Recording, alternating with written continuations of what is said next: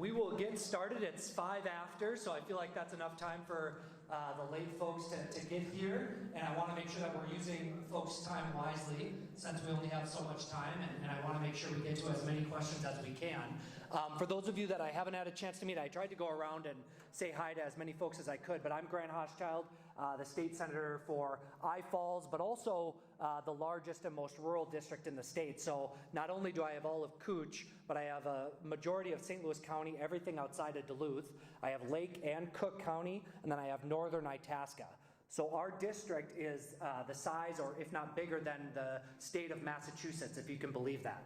So it's a huge area, most rural, and I like to say the most beautiful as well, with all of the great public lands, lakes, and areas that we have across our great area in northern Minnesota. So I'm very lucky, and you all are lucky to live here as well, but that makes it difficult to communicate with constituents, right? There's some senators that can step outside their door, go to the community center, and all of their constituents have access to them in their local community or in their local suburb. And for us, we have long distances between folks. So I'm making an effort to go to all the different regions of my district to do public forums with constituents. So we did one in Hermantown last week. I'm here in I Falls today. We're going to go to Grand Marais on Friday and then to Harbors in a couple of weeks. So trying to really touch all the different corners, like I said, of the district, and really, really pleased with the turnout and all of you taking the time to be here on pretty short notice. I was elected in 2022, so I'm a relatively new senator. Our region has had a lot of turnover in legislative leadership over the years, and I know that I Falls has had a history of having some pretty famous and well-regarded legislators over the years, and so I'm really doing my best to step up to the plate and represent our region as best I can. As you can imagine, the politics in our district is very split and very divided, and so I try to do my best to get beyond party lines and figure out how I can keep a pulse and properly represent all of the people of the district, whether they voted for me or not, because it's really important that our voice is present down in St. Paul. Because I will tell you that greater Minnesota and our rural areas are losing a voice. And I don't say that to be divisive with people that live in the suburbs and Twin Cities. The truth is that that area is growing, and that every census, more and more legislators are coming out of that area, and the rural voice on a lot of our state policies continues to dwindle. And so I'm really making sure that I'm at the table when we're talking about those state policies to try to make sure that they work for our region. But you didn't come here to hear me give a stump speech or talk a lot about the things that I'm doing. I hope that you feel like I'm communicating with you all on the policies and priorities that I have. If you're not hearing that, please feel free to take time to ask me about those things, but I, again, don't want to give you a big stump speech. I want to take this hour and a half to be able to answer questions directly and make it available to you all. So if you do feel like there's information you need from me, just ask me and I'll address it here at this forum. I do want to point out I have a couple of folks here. Brandon is in the blue, Lee is in the red here, and Isaac is over here in the back. They are all three here to assist. So as we sort of go through the forum, when you have questions, we're going to try to do our best here to kind of quickly pass the mic, have folks ask their question and get it back to me, and I'm going to try to get through things quickly. They'll help me manage the questions and do our best in that regard. Brandon's originally from I Falls, so you know, a local guy here, but really appreciate you all again being here, and we'll open it up for questions. So feel free to just raise your hand, Brandon and Lee, and if Isaac's available too, we'll kind of call on folks and bring the mic. Thanks so much again. Who's brave enough to be the first? Okay. There we go. Yeah, I'll just have it. Hi, I'm Roxanne Stokes-Dead Beach, and I know this is more of a federal question, but I own a group home here in International Falls, and I'm really concerned about the Medicaid dollars and about what's going to happen to small group homes. Like mine is just a one group home. I'm not a great big corporation. Right. I'm very concerned about the funds for that. I also have other things, but I'm going to take turns. Well, thanks so much again for being here and for what you do with the group home. We face a really difficult circumstance in our more rural areas up here.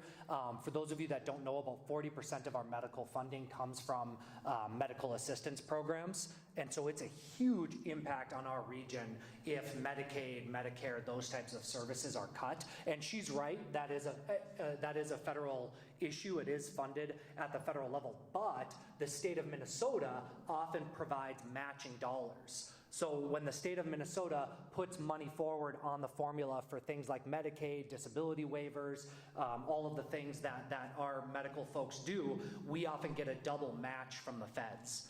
And so if that is cut, what will happen is that it'll make our dollars go a lot less far in the state of Minnesota when we're trying to match those dollars and leverage those funds. On the Medicaid issue, I've definitely been sort of harping on this and making sure that our federal delegation is aware. I've written a letter to the administration saying, hey, we've got to pay attention to the impacts that Medicaid funding would have on our most rural areas. We know the hospital here in International Falls. I don't want to be an alarmist, but I think there are chances that rural hospitals in our region that we're very lucky to have. We have hospitals, and forgive me if I miss them, but we have one in I Falls, one in Cook, one in Big Fork, one in Ely, one in Grand Marais, one in Two Harbors.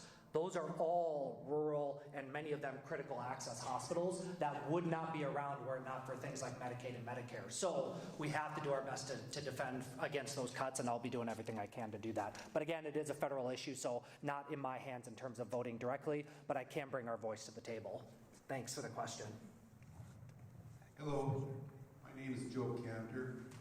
I'm from International Falls, Minnesota, originally born and raised here. And my question is, we have a water treatment plant here in the Falls that is starting to deteriorate inside the pipes, the valves, and things are sticking. And I've been heard in the past that water treatment plants are pretty much the most serious thing that need to be fixed or done, because without drinking water, the town just kind of deteriorates.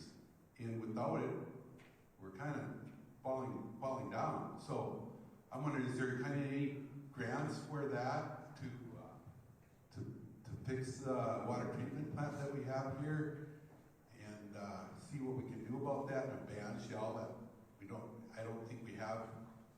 I don't know if we have insurance or not on it, but I've been questioned about it, and I'm not sure. So I was wondering if you can answer that.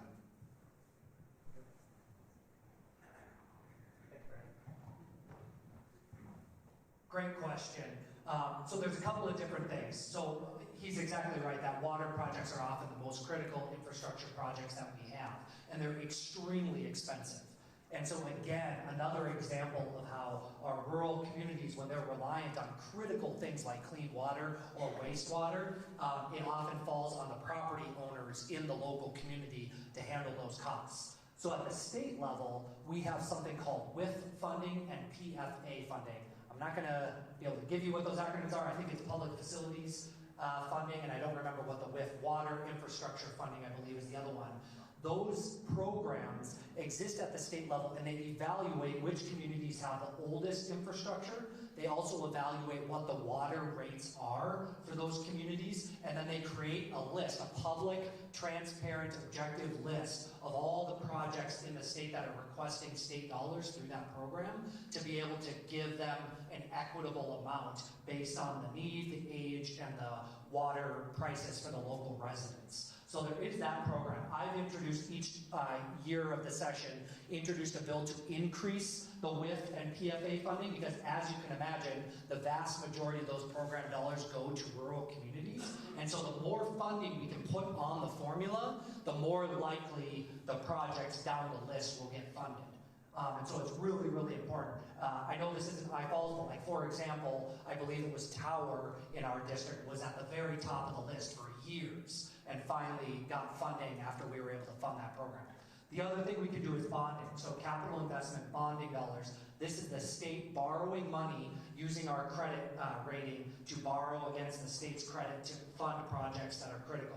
We have a bonding bill for the water project in I Falls. Representative Scrava and I both bipartisanly have that bill. So that's another example where if it's not on the PFA or the WIF funding, we can try to get capital investment dollars. And so those are kind of the two options. I'm sure there are federal programs as well. In fact, I've heard that the recent negotiations on the government shutdown got rid of all of the congressionally directed funding projects that were in line, and there were a lot of water projects across our district that didn't get funded. So we have to keep pushing the feds on funding those projects too. But really appreciate the question. It shouldn't fall all on the local residents because you guys wouldn't be able to afford it.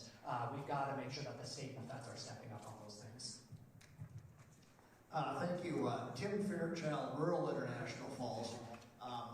I was wondering if you could comment, the little bit I've read sounds like that the state is going from a surplus to a projected $6 billion deficit. Yeah. Could you tell us why that is? Sure. Thanks. Sure.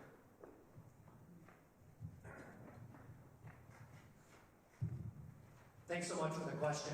So I'll tell a couple of different things. So we had a big surplus. A lot of that funding was one-time dollars. A lot of it from COVID stimulus and other federal funding.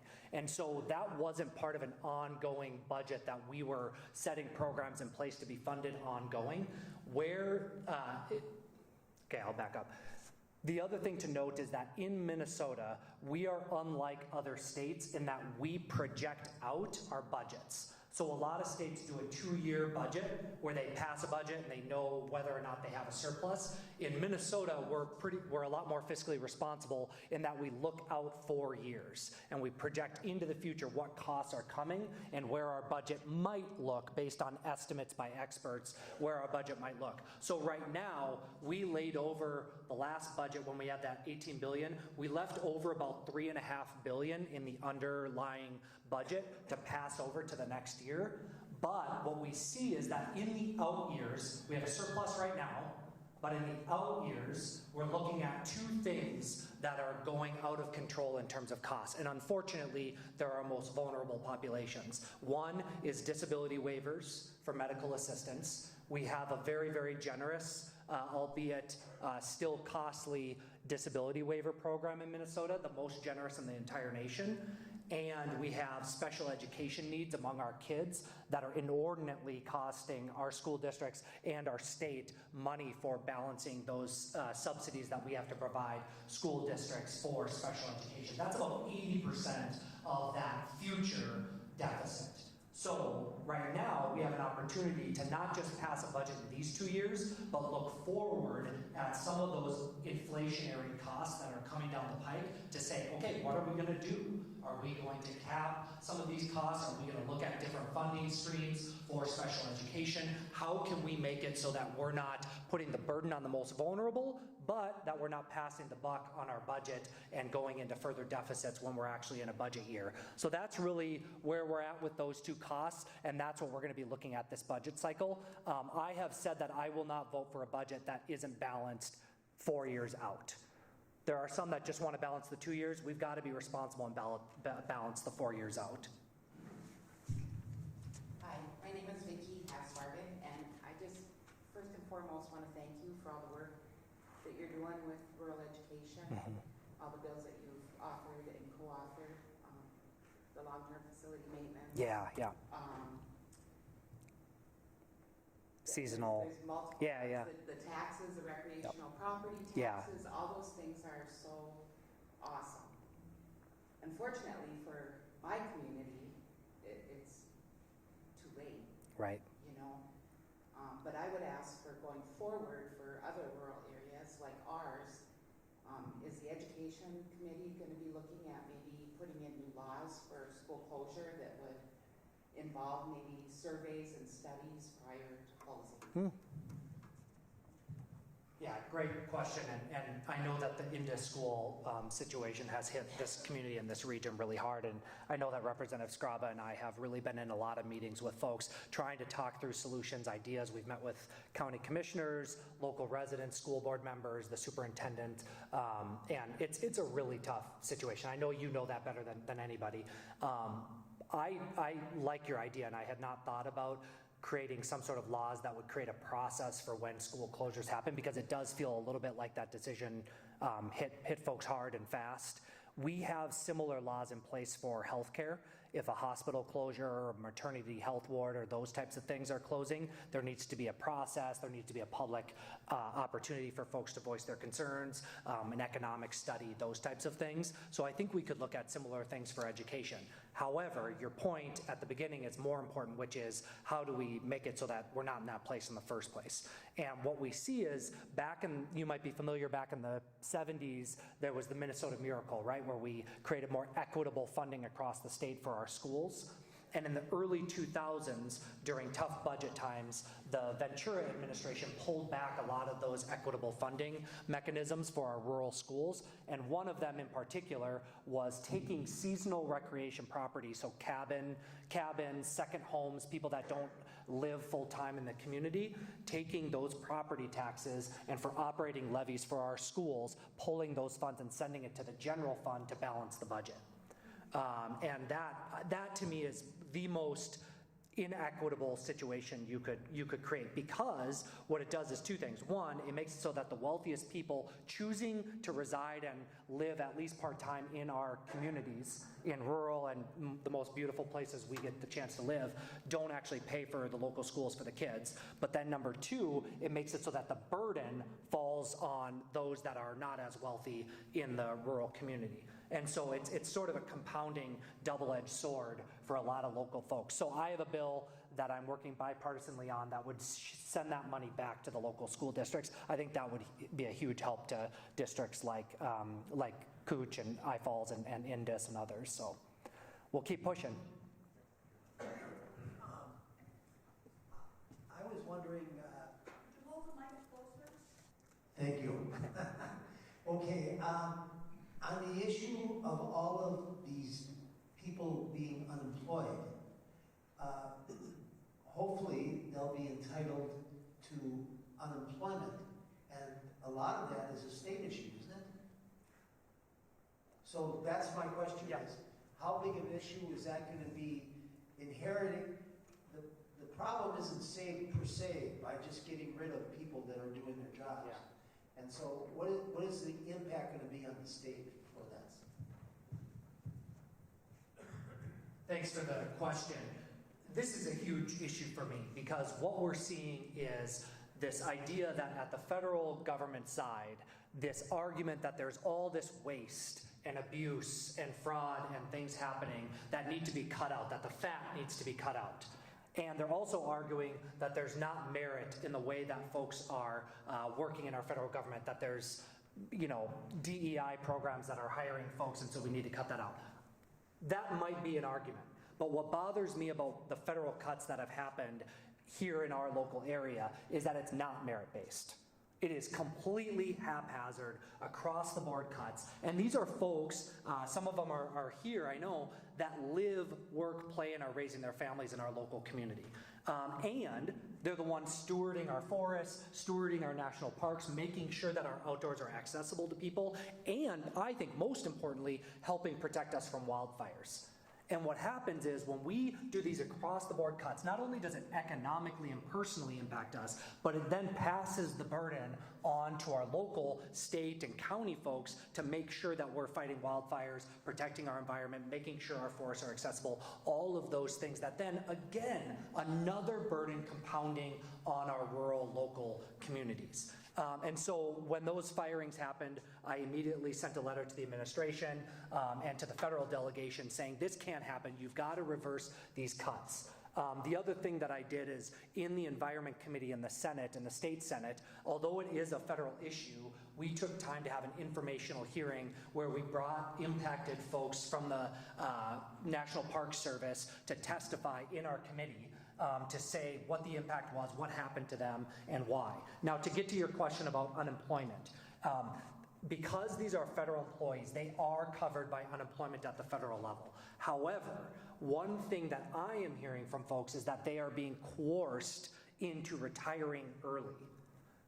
And what that does is it makes it so that they leave the workforce at will, but they can't collect unemployment.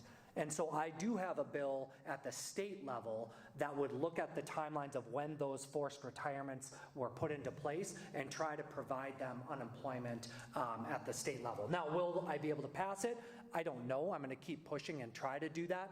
But technically, if you are fired, you are covered under federal unemployment. If you're coerced or told, you know, you should really think about retiring early, then you technically wouldn't qualify. So we need to figure out how to help those folks.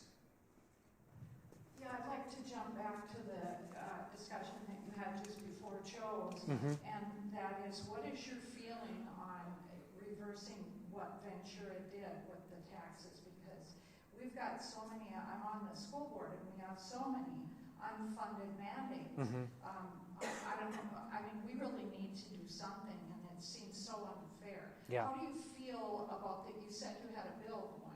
Yep. How do you feel, what's your feeling on how is it going close to passing? Yeah, no, it's a great question. So there are probably two bills that could make the biggest impact. One is called equalization, which goes back to that Minnesota Miracle idea of equitable funding for school districts, regardless of their tax capacity or size in their community. That bill costs, to get us back to Minnesota Miracle levels, would cost us hundreds and hundreds of millions of dollars. So in tough budget times, that's a little bit difficult. That's not more than a little difficult. That's very, very hard to pass.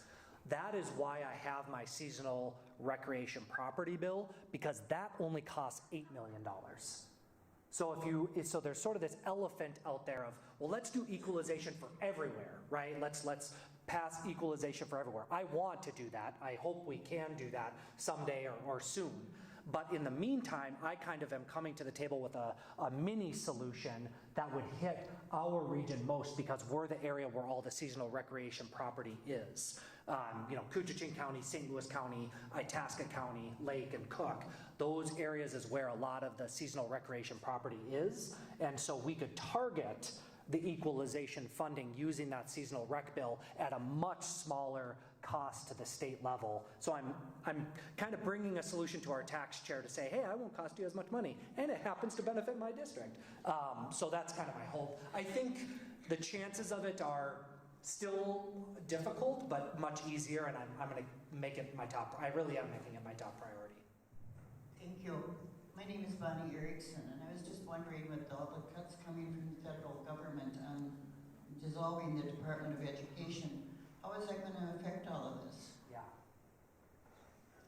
What kind of money are we talking about? Yep.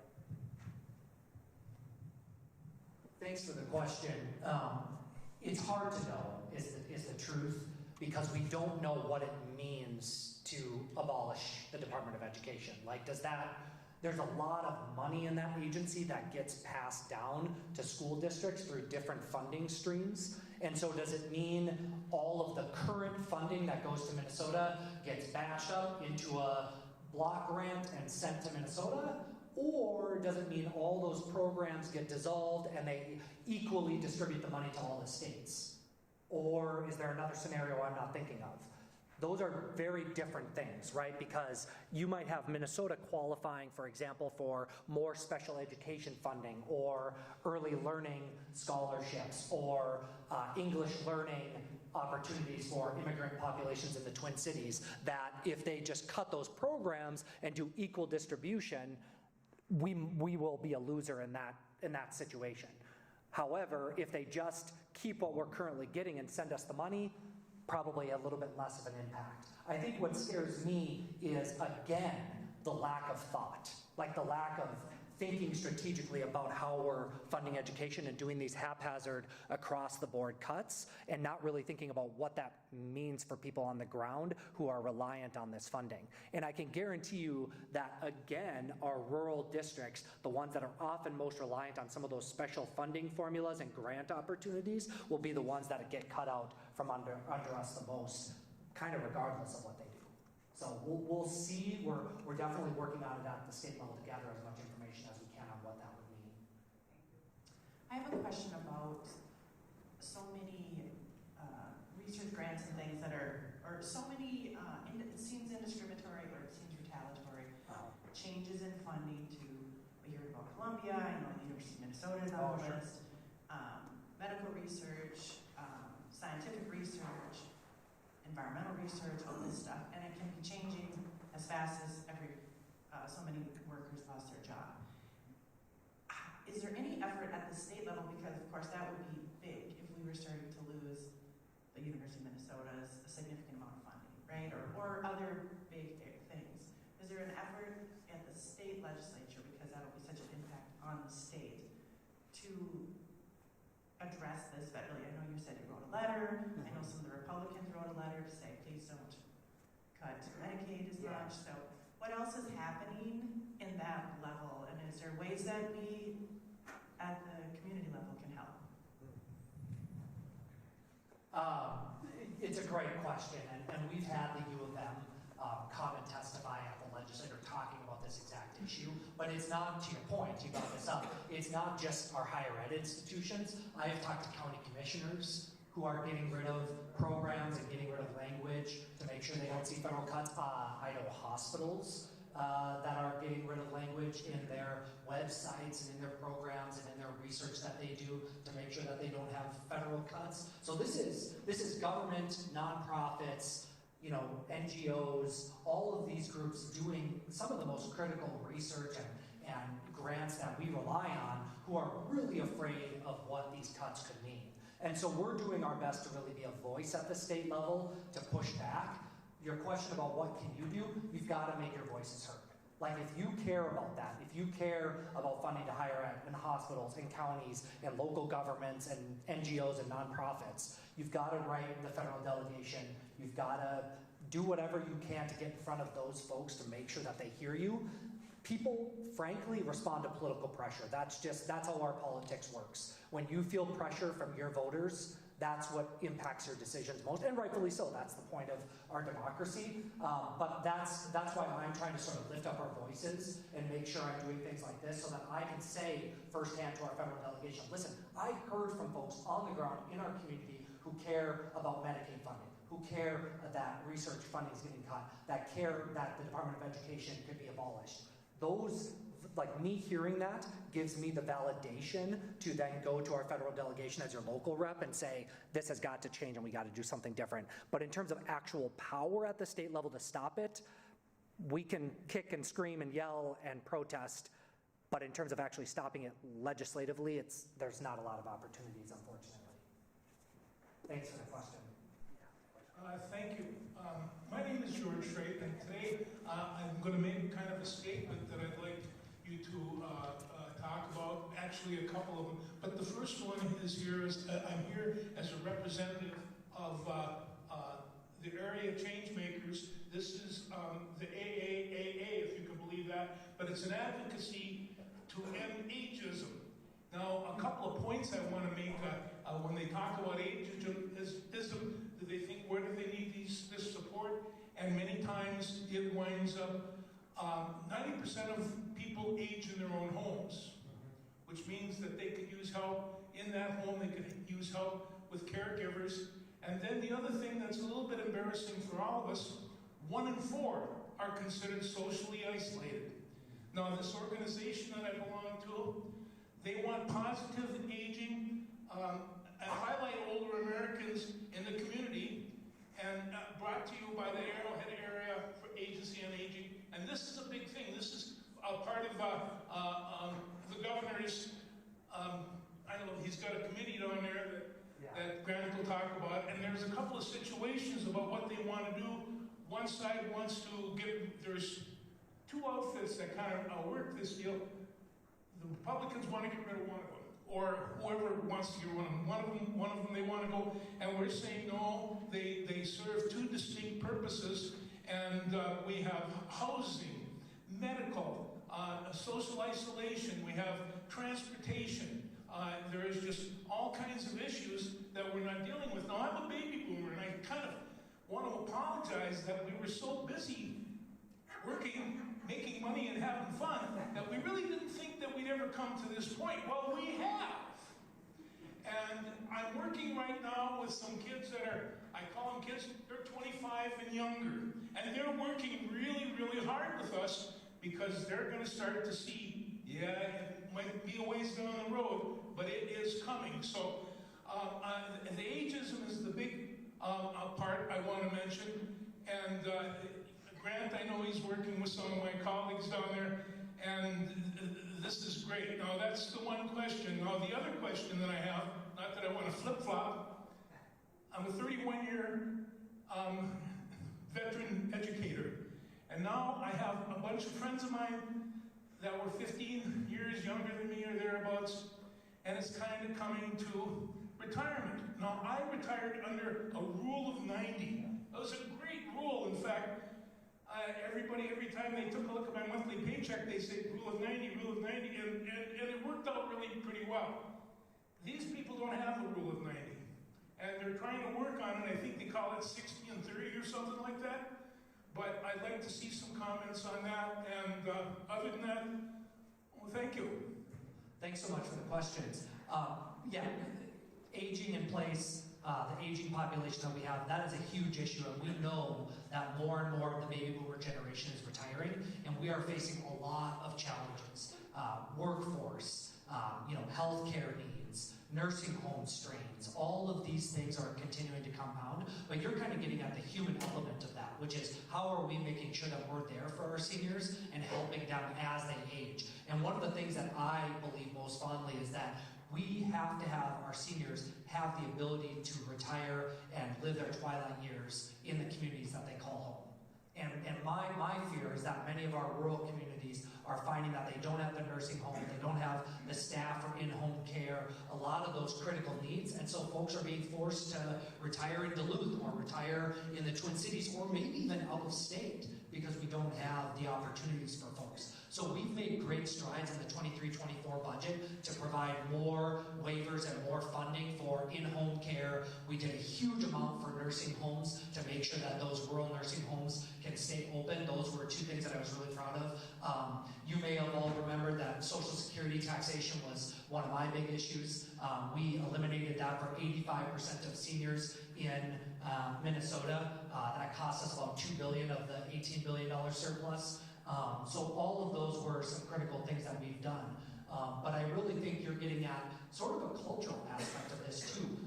With technology, with more and more folks sort of staying home and not having as many third places. I don't know if anybody's read the book Bowling Alone or heard of that concept where we're less and less likely to come together at community events, community gatherings, church, all of those things. And people are feeling more isolated, especially as they age, to your point, and have less mobility or less opportunities. So how do we at a state level prioritize opportunities and spaces for people to come together? Because I think that can make a big difference in making sure that people feel welcome and feel like they have a community behind them. Now your second question is also really important, which is retirement for our teachers. And what we're finding is that more and more less people are going into education. And it's because we have a very, very difficult retirement system for our teachers in Minnesota that is not anywhere near competitive with North Dakota, Wisconsin, Iowa, and our competitive states, which is insane to me because Minnesota, kind of prides ourselves on our education system, right? So how can you pride yourself on education, but then say to the very people teaching our kids that we're not going to provide for them in retirement and incentivize them to stay in the profession? And to his point, there are people that don't really realize it in the beginning. Like they'll get into teaching because they're passionate, and then they'll get like 10 years or 15 years in, and they'll start to get burnt out, and they'll realize that the rule of 90 is no longer there. And so they're sitting there thinking, okay, I have to be in this profession for another, I'm making this up, but 25 years. I can either stay and commit to this work and not get as much of a retirement, or I can leave now. Leave the profession midway through and go become a paralegal or go become whatever it is, join the local business in town. And we're pulling those mid-career teachers from our schools who are at their prime, who have enough experience but enough youth on their side to be some of our best teachers, frankly, and they're going away from the profession because of our retirement system. The long and short of it is, it's really costly to fix that system, but I am an author on the bill. So it is one of my top priorities. We have to figure out how to make sure our teachers are supported so that we can continue having some of the best education in the country, and we can only do that if we support our teachers. So I'm hopeful, but it will be a difficult thing to fund, for sure.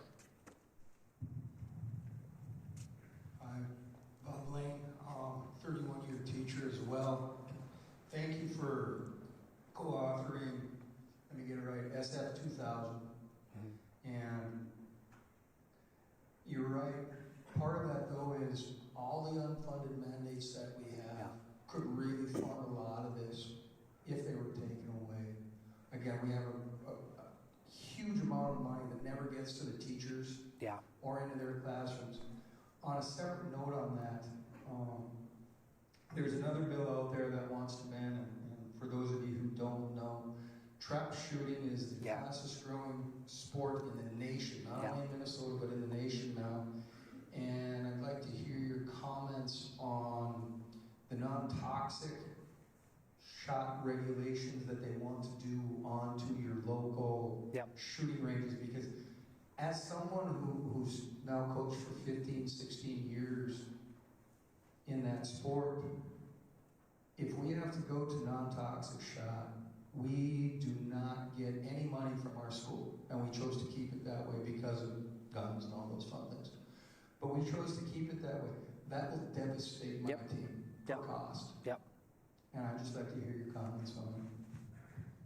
Thanks for the question, and thanks for your years of teaching and coaching. I really appreciate it. I'll start with the second question first. I grew up trap shooting. That was something that I did every weekend with my family in Otter Tail County, and it's something that I really cherish. We have a lot of local trap teams in northern Minnesota, especially. He's right, it's the fastest growing sport, but it's especially fast growing in northern Minnesota. It's something that I want to keep intact. We know that the research shows, and that agencies or experts are not pushing the whatever you called it, non-toxic thing. We know that it is safe enough to use. There are sort of more activist groups pushing to outlaw that. I've come out very strongly against that, and it won't happen without my vote. But we do have to be cognizant of it and just be aware that there are folks pushing that. But I want to make sure and protect that sport. The second question is a little bit more nuanced, but also equally important. There are a lot of mandates on our schools, and I want to be honest about that. Some of them are mandates that, frankly, I believe in. One of them, for example, is the paid family medical leave program that we passed in the state of Minnesota. This is something that I firmly believe in, that people should have the opportunity to be with a newborn baby or with a loved one at the end of their life, to care for them and be with them. The research shows that if we give those opportunities, we will have huge community benefits in terms of a reduction in crime, economic opportunity, development of a child, the well-being of an elder, lack of abuse, all of those things. However, there was a decision of whether or not we should provide paid family medical leave for our teachers when we passed the state program. And I am unwilling to pass a state program for paid family medical leave and say, well, yeah, everybody gets it except for our teachers. The teachers, you just have to have a baby and be back in a couple of weeks and teach the kids.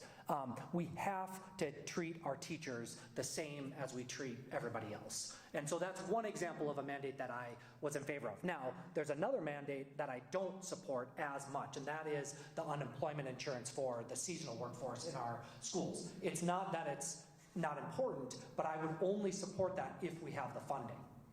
And unfortunately, we are seeing that the funding we put forward for that mandate is dwindling.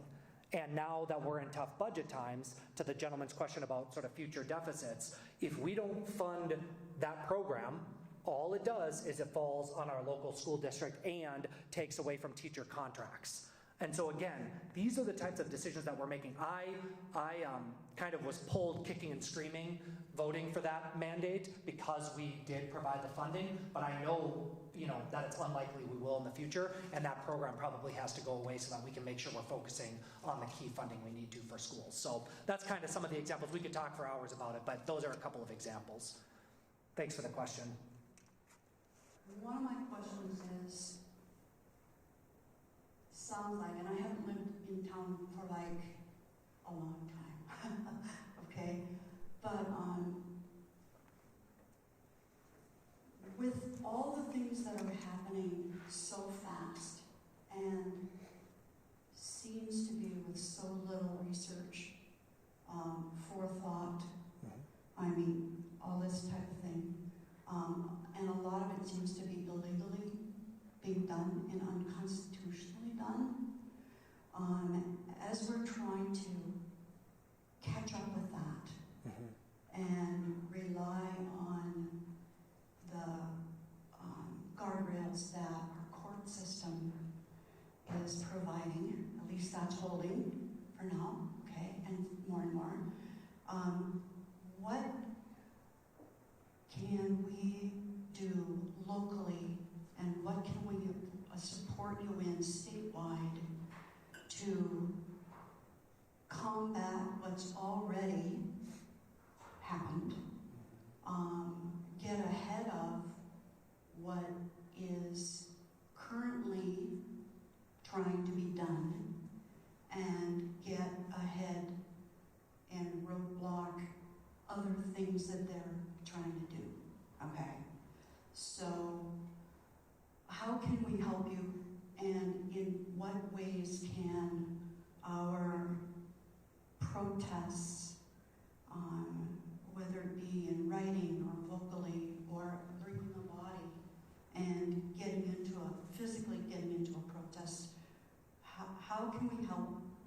What's the most effective way to do it? I mean, does it take 100 phone calls to your reps to bring as much strength and power as driving to the Capitol and standing outside? Or, what's the most effective way of spending our time, our money, our energy? Yeah. What's the most effective way of standing up for ourselves? Because I don't see that this is a partisan issue anymore. It's become really quickly, for me, and I think a lot of people, absolutely non-partisan. This is the haves that got money and power who are going to use it against the rest of us. So, that's...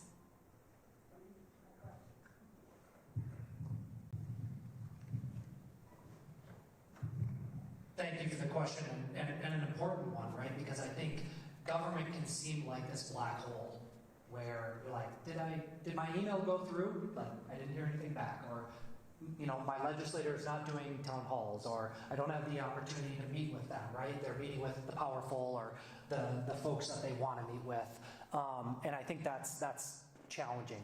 I will give you my background just because I do think it's relevant to the conversation. I used to be the correspondence manager for a U.S. senator. So I was the guy behind the scenes that when you emailed or sent letters or called, I was the guy that looked at all of those correspondence and made sure that we had a system in place for making sure the senator's response was provided with her feedback. And I will tell you that it does matter to a degree. It matters depending on the legislator. What they will usually do is have those correspondence managers tell you, 100 people wrote you in favor of this and 10 wrote you in opposition. But they will also provide anecdotal or subjective examples if they feel like they're impactful enough. And the way to make an impactful move on those issues is to provide personal stories, examples, direct impacts, talking about how an education funding cut impacted a family member or a student, how research dollars cut a program that was vital to something that you were working on. Like, giving those personal examples make it so that that letter is that much more likely to be put right in front of that senator or legislator, because that is the most impactful for them to understand. The form letters and the letters that are sort of just made up by other people, they matter, but not as much. In terms of other ways to make your voice heard, certainly in person is the most impactful. I don't want to necessarily encourage protests, but I will tell you that utilizing the media, utilizing folks that can get your message elevated is really important. We live in a new age of media, though. I mean, there are now podcasts and digital and YouTube and all of these ways that we can communicate, and I think making sure that you're thinking about those things as well is really important. With the federal cuts that happened, I know that there was a protest that happened at Voyagers, like that made statewide and national news, right? And that led to other efforts. Those are examples of how you can make your voice heard. But I want to assure you that when you're writing my office, like, I see those things. I see the list of where people are at. I see personal letters, and I do my best to respond to folks as best that I can. I work with my staff to draft responses and make phone calls to the ones that I think need a phone call. But you can't get to everything, right? We're talking thousands and thousands of outreach, and you just do your best. So if anybody in here hasn't heard from me, please know that we're doing our best to make sure we're hearing and responding to you all, but it is a process. So I hope that helps provide you some examples. Hi, I'm Gail Gagne. I work in Coochin County as a volunteer, so very nonprofit, to support people who have a loved one who's dying in their family. So it's a very bipartisan issue. And we do not have hospice officially in this county anymore. And the phone calls are directed to me. I am a solo operator. So my concern is we would love to see support in that arena from a medical point, as well as just a supportive point for those of us who are aging, as Mr. Frake said. My other focus is, for years I've been supporting medical aid in dying for the state of Minnesota. That bill may come in front of you, and my hope would be that you will review it front to back, back to front. I will be in touch with you via email, as I have been before, and I hope that you will ask questions of someone like myself who functions as a lone wolf, and doesn't usually sound as nervous either. You don't sound nervous. You're fine. Well, I am a little bit, because I'm a Canadian living in this country too. So don't get me started. Anyway, I would appreciate that communication back and forth. I'm not going to ask your stand right now because that's a big ask. However, I have been doing this work for a very long time and don't want to see people suffer. Yeah. And part of that suffering comes from the lack of support within a home.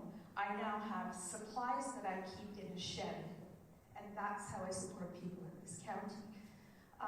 It's a tough spot to be. So, any help we can have in terms of communication, I appreciate that. Yeah. Well, thanks for the important question. I'll just start. I just think the fact that we have counties and areas that don't have hospice care is in and of itself a huge moral and ethical dilemma that we have as a state, I think, to think about. It's the same thing, and I don't want to go down a rabbit hole here, but I've been really championing the EMS issue in rural ambulance. And it's the same thing. Coochin County is the most impacted by this issue, and it's falling on the local property tax owners to fund an ambulance service when that should be, regardless of your zip code, a service that is available and should be funded at a state level to help support that. Anyway, that wasn't your question, but it falls along similar lines. I have a personal experience, just like anybody else, with family members who are dying from rare diseases and challenges. I had a grandfather with Parkinson's who eventually got Alzheimer's and forgot all of us and was suffering right at the end. I had an aunt with a glioblastoma.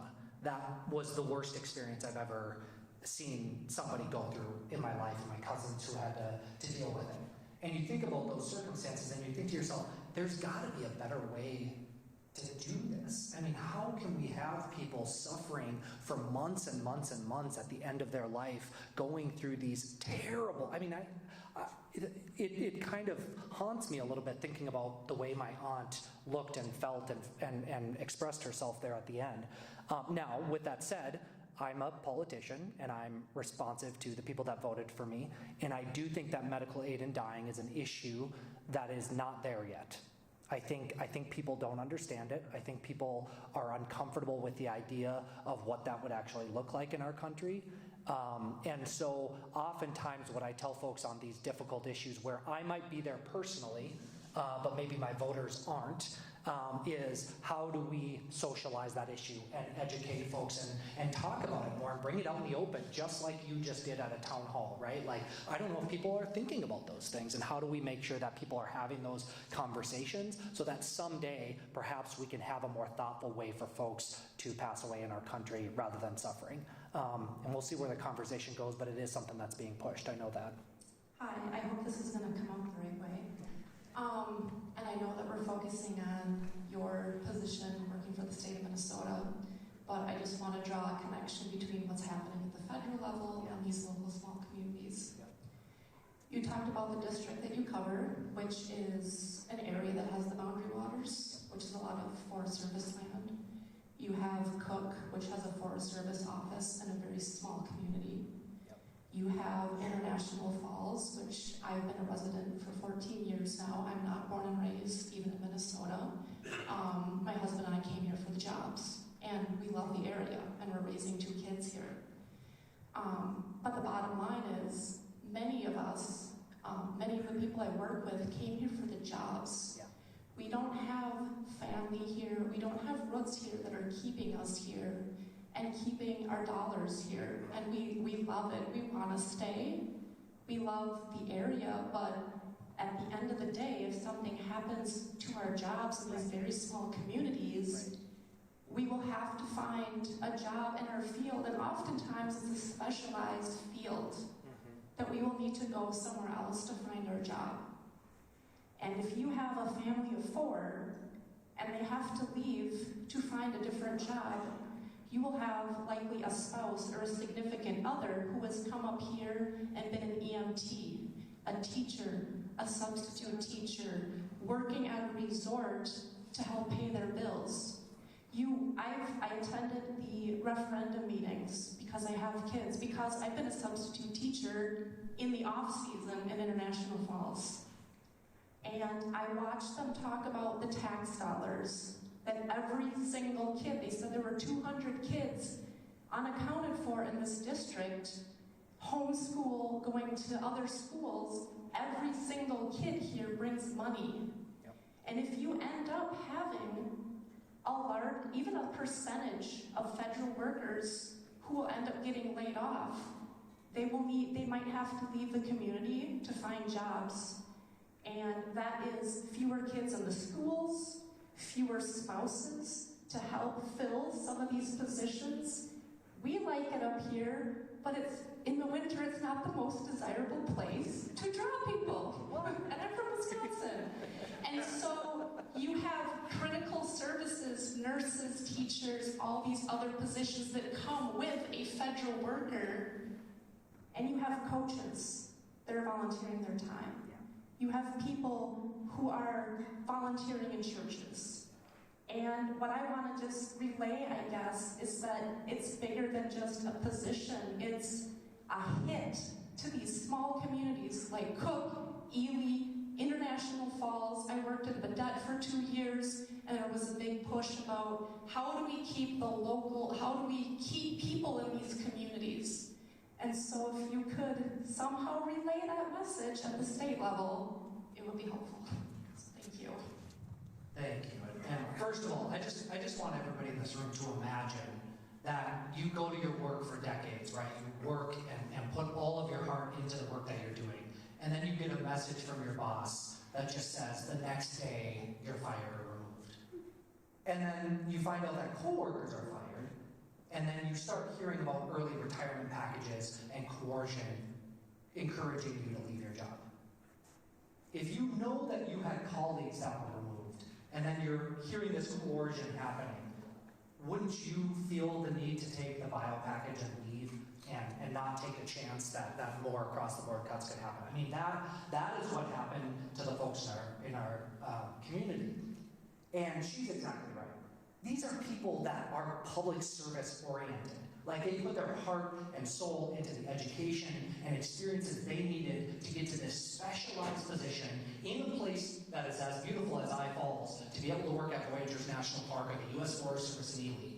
And we're saying we don't value that anymore. Across the board, we just don't value it. And I'll be a little bit nonpartisan here, whether it's the federal level with those cuts or the governor's budget when it comes to sustainable forest funding or invasive species funding or some of the rural funding that are being proposed to be cut at the state level, I called the governor and I said, you are targeting my district. Your budget cuts are specifically targeting northern Minnesota because per usual, we have all the public land. And you're saying that's not a value. And that's exactly what the president and Congress is doing right now at the federal level. They are saying we don't value some of the most beautiful and important places that matter in our country. So I just want to say to all of you, I'm sorry for what happened. We're doing everything we can. That's in my power. We're writing letters. We did in the Senate. I want to thank you for coming and testifying. We had a hearing in the Senate Environment Committee where we heard from folks who were impacted by this decision. We had the DNR come and testify about the work that they all do with you on protecting our national parks and our forest lands. This stuff matters, and all we can do is elevate our voices.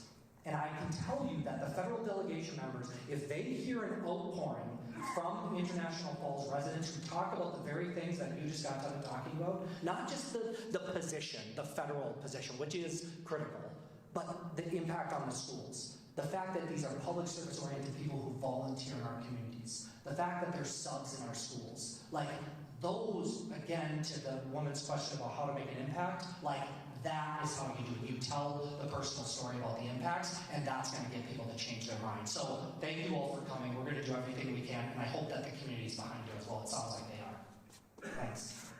Hi, so my name is Kate, and I'm new here. I've been at Falls for about a year. And before that, I was living in a different state, and before that, I was serving this country as a U.S. Marine. Yes.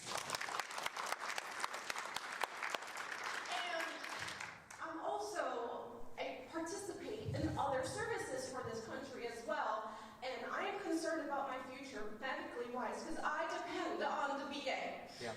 So when I hear that the VA is a next victim, over 80,000 personnel being cut from the VA, what does that mean for me? What does that mean for my coworkers who are also veterans who put their lives on the line? And then I hear from this administration, oh, the veterans are being cut from their federal employment. They just weren't ready for their job. But I was ready as an 18-year-old to raise my hand and serve this country. 17-year-olds and 19-year-olds, they were ready, but not ready to be a federal worker. That's a bunch of BS. So, sorry about that. I'm going to get ice cream after this. You deserve it. So, my concern is, what can we do? What can the state of Minnesota do to protect our veterans? Because there's so many veterans up here as well. And I drive all the way to Bemidji to get my VA health care. And I'm sure there's other people in my situation too that they have to drive many, many miles away, hours away to get what they deserve. Because they either saw something, so they're mentally, they need mental help. Or they're physically, they need some physical help as well. And I'm luckily young enough that I can drive myself, but I know there's other people who need assistance. But when their medical provider is being under attack, what can we do? What can they do? What is our future as veterans in such a rural area? Yeah. Thank you.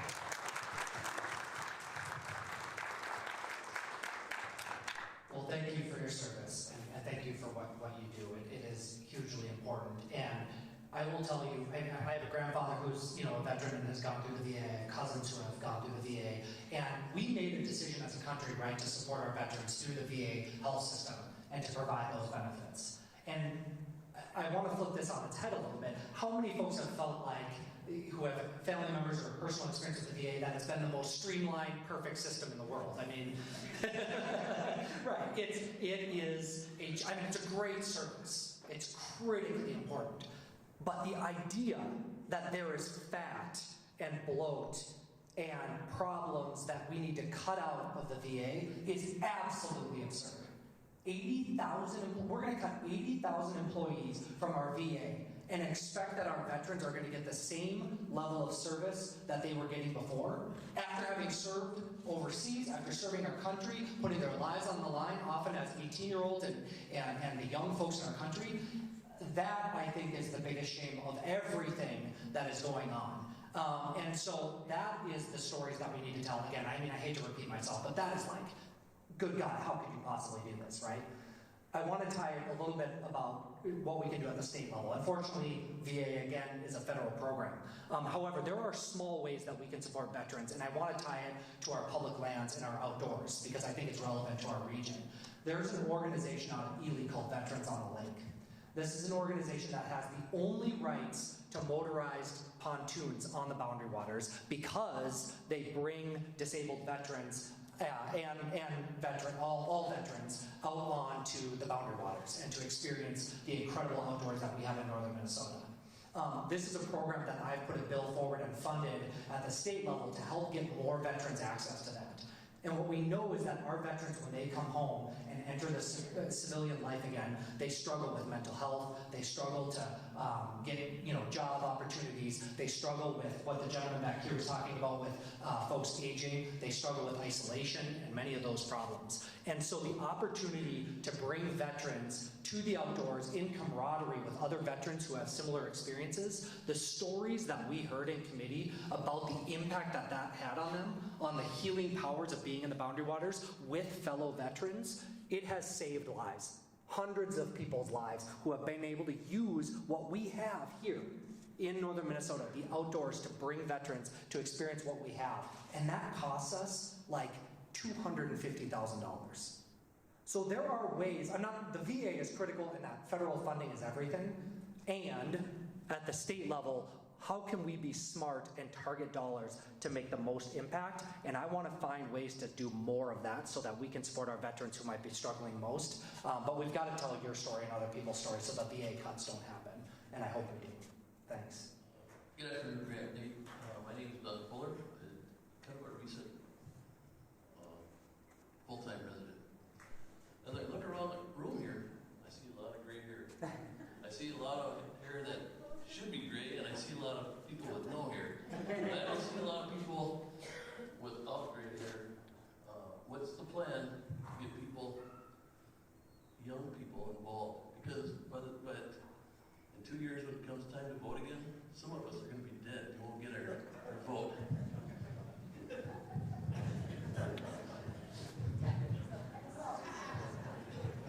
You're speaking my language, sir.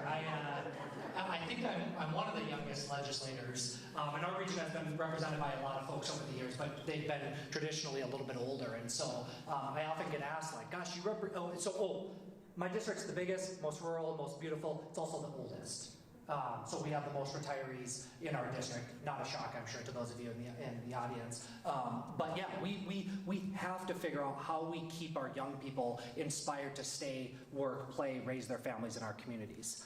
And I think what you're seeing is that a lot of them don't see those opportunities, right? I don't know how many of you have raised kids in this region. I have friends who are from I Falls who have moved elsewhere. Right? And they are looking for opportunities in the Twin Cities or job opportunities. So how do we make sure that our rural communities have the job opportunities, have the quality of life, have equitable education funding? One of my biggest issues, childcare. If you have young families or people who are thinking about starting a family and there's not childcare available or it's not readily available, they're going to choose Burnsville. They're going to choose Wayzata. I'm sorry, you can't. I mean, I have a 5-year-old and a 3-year-old. If you don't have childcare and quality education, the first thing that people look for, then you're not going to be able to keep or inspire people to move here. So I do have several bills that would provide stabilization grants for childcare, that would provide affordability for middle-class families to afford childcare. I want to make it so that 2 families can hire a nanny together. You believe this, government regulation doesn't allow 2 families to hire a nanny together. It's ridiculous. So how do we cut through the red tape? How do we provide the funding, the stabilization for our rural communities to start childcare? Those base level things will make it so that you all are competitive in keeping young people here. And we need folks that maybe don't have young people in their families anymore, that don't have young kids running around, to be inspired to support those things too.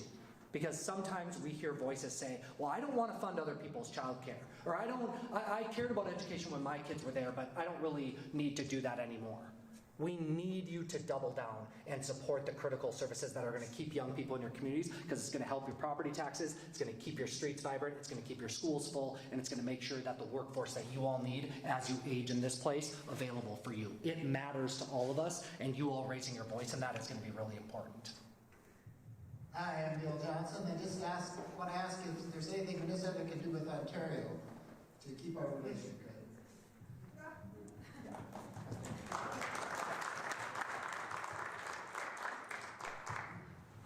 So I've made a big effort to meet with the, now I'm going to forget her title, but she's like the representative from Canada in Minnesota.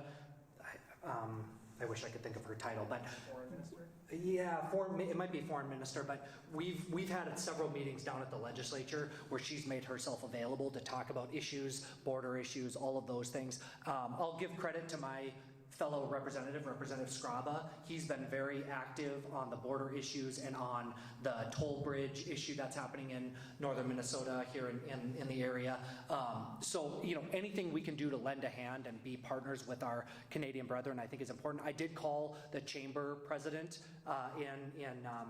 for Francis to just express my support given what's happening with tariffs and some of the issues between Canada and the U.S. just to say, hey, as a local rep, I believe in what you guys are doing and the partnership that iFalls has with you all. So again, a federal issue, but we've got to make sure that when it comes to tariffs, when it comes to the relationship with Canada, that the local voices are heard. I fear that if our federal delegation doesn't hear from folks about that, they might think, oh, it's not as big of a deal. So raise your voices. I'll do everything I can, but we're going to keep pushing. Yeah.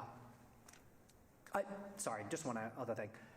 It really so I support some tariffs. I'm a little bit more of a protectionist, old school Democrat in that regard.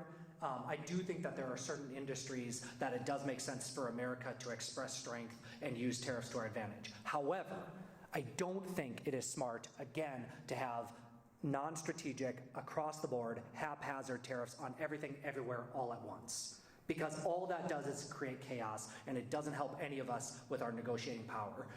If we were targeting those tariffs on things like steel and paper mills and the things that really matter to northern Minnesota, I think we'd be a lot more successful in leveraging our power. Unfortunately, we're doing it in a haphazard way that's creating chaos and is just going to lead to economic turmoil in our area. First of all, thank you for being here. And I wasn't going to speak, but I will. My name is Beth Shimon, and I was born and raised here.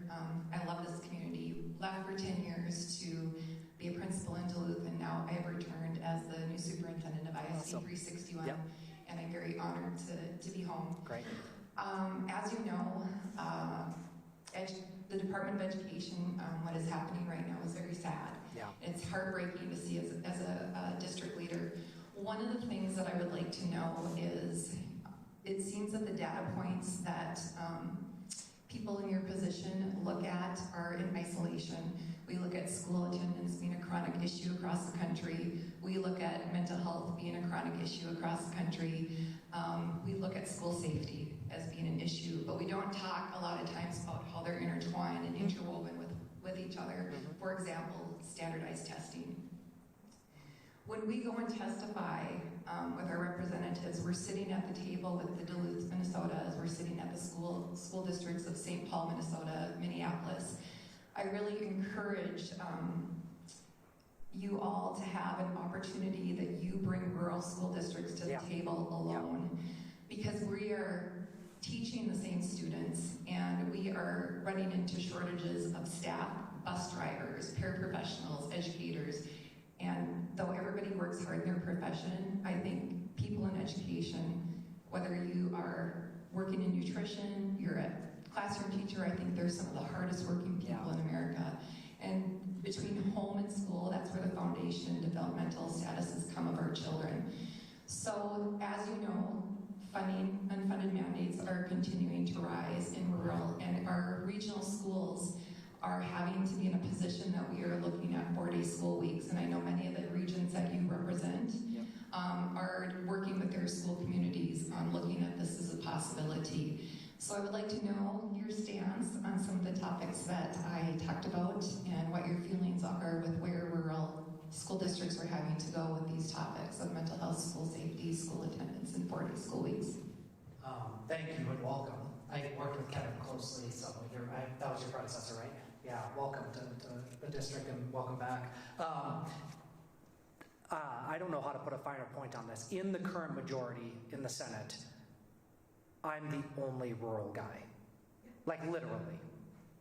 And that's a weird place to be. I mean, it used to be in the DFL you had 10, 20, and I don't mean, this isn't about being partisan, I'm just stating a fact. Like the DFL right now is suburban and urban, and I'm the rural guy.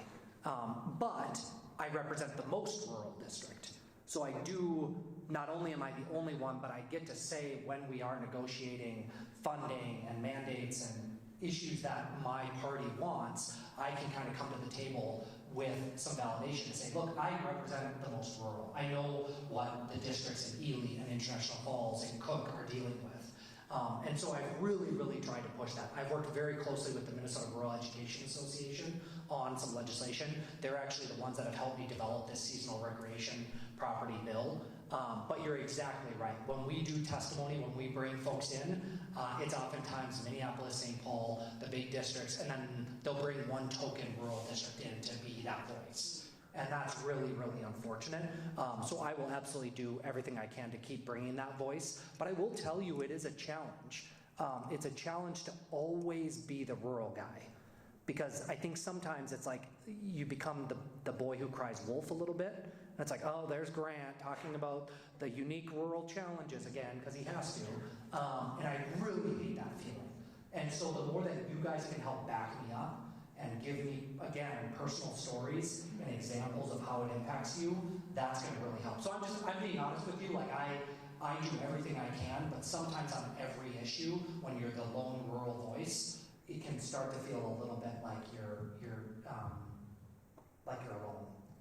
And so I do partner with Republicans on a lot of education issues and all issues because they are the more rural legislators. So that's the other thing I do is I'll vote across party lines. One example, small example, substitute teachers or subs for like the sub pilot program that we had. I voted with Republicans to make it more easily accessible for rural districts. I can talk to you more about it, but my party went up in flames that I voted on this small amendment with Republicans to support rural schools. So we'll keep doing it, but you and I should meet and figure out ways to strategize on how to bring that voice more to the table. I appreciate what you do. All right. Well, thank you guys so much. I really appreciate you all coming. I appreciate you participating in our democracy and lending your voice. If I didn't get to a question that you have, please reach out to my office. Like I said, I try to be really responsive. You can find me, the easiest way would just be to Google it. So Google Senator Grant Hauschild, it'll take you to my webpage. There's a place where you can submit letters to me. You can also, there's a number there to call my office and either talk to my assistant or leave a voicemail. So I just want to be accessible to you all. If you are interested in testifying on education or federal cuts or any issues that matter, please also let my office know that, because I cannot tell you how many times my assistant and I will be scrambling around. An issue will be before us in one of the committees, and I'll be like, oh, we need somebody from the district or a voice in the rural communities to lend themselves to this discussion. That really matters. So if you proactively let me know that you care about medical aid and dying or education funding or trap shooting or all of our Voyageurs National Park issues, that'll help me keep that in my toolbox for when we do have issues that come before us. Again, really appreciate you all being here. If I didn't get a chance to meet you, please come say hi, but otherwise we'll be back again soon.